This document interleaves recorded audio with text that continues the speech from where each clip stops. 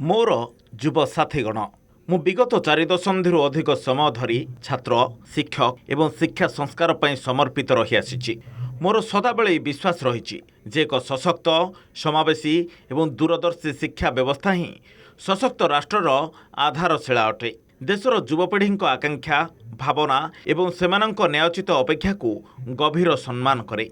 भारतर युवा पीढ़ी स्वप्न को साकार करने आम समस्तंकर राजनैतिक एवं सामाजिक जीवनर नैतिक संकल्प अटे।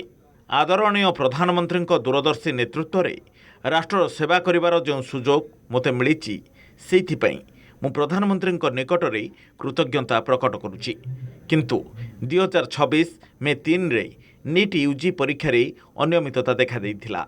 केंद्र सरकार याको तुरंत संज्ञान को नहीं यार तदंत सीबीआई को हस्तांतर कले एवं परीक्षा को बातिल करी पुनः परीक्षा तारीख घोषणा कले। या सहित आसंता वर्ष ठारू ए परीक्षा को सीबीटी मोड रे करने को निर्णय नियागला। ए समय भितर आमर मुख्य प्राथमिकता यह थिला जे 20 लाख रु अधिक छात्र छात्री परीक्षा जेपरी सुचारू रूपे आयोजन करा। एइथिपई समग्र सरकारी व्यवस्थार आभिमुख्य अधीन रे काम करागला। इथिरे भारत सरकार सहित राज्य सरकार विशेषकर जिला प्रशासन गुरुत्वपूर्ण भूमिका रहितला। सेपरि छात्र अभिभावक एवं मातापिता सहयोग रे 21 जून 2026 रे ए परीक्षा संपन्न हैला। प्रथम दिनरु ही मु एहार दायित्व नैथिली एवं एई परिस्थिति केबे हेले मुह मोड़ी नाही। मोर ए संकल्प थिला जे आमे कोनोसी भी मेधावी छात्रंक भविष्यत को परीक्षा माफियांक जोगु नष्ट हेबाकू देबु नाही एवं कोनोसी भी छात्रंक सहित अन्याय हेबाकू देबु नाही। 16 जुलाई रे घोषित नीट यूजीर परिणाम संतोषजनक रहिला, जेउथिरे गरीब पृष्ठभूमि आसीथिबा अनेक मेधावी छात्र छात्री मध्य सफलता पाइले। किंतु एही समय मध्यरे अनेक छात्र छात्री को विभ्रांत करने पई दायित्ववान पदवी रे बसिथिबा व्यक्ति माने बाधा सृष्टि करने को चेष्टा कले, जहाद्वारा मन अत्यंत दुखित हैला। मु सदाबेले आम गणतंत्रर शक्ति उपरे अटल विश्वास रखी आसी एवं युवपीढ़ी आकांक्षा स्वप्न और अपेक्षा को गभीर सम्मान करि आसी। सेमाने केवल भारतर भविष्यत नुहंती बरं एक नूतन और विकसित भारतर बाहक निर्माता एवं भविष्यतर शिल्पी मध्य अटंती। विगत 10 दिन घटनाक्रम देखि मो मन दुखित।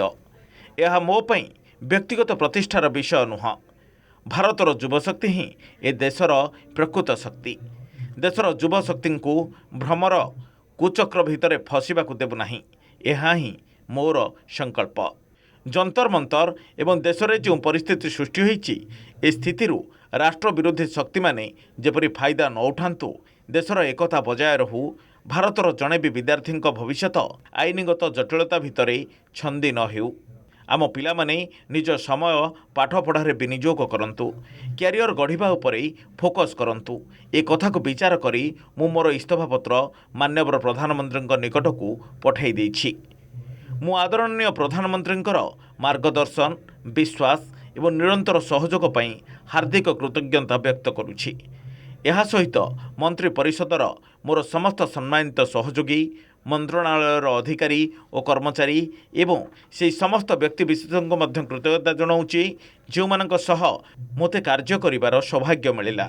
राष्ट्र सेवा मो जीवनर सर्वोच्च प्राथमिकता अटे।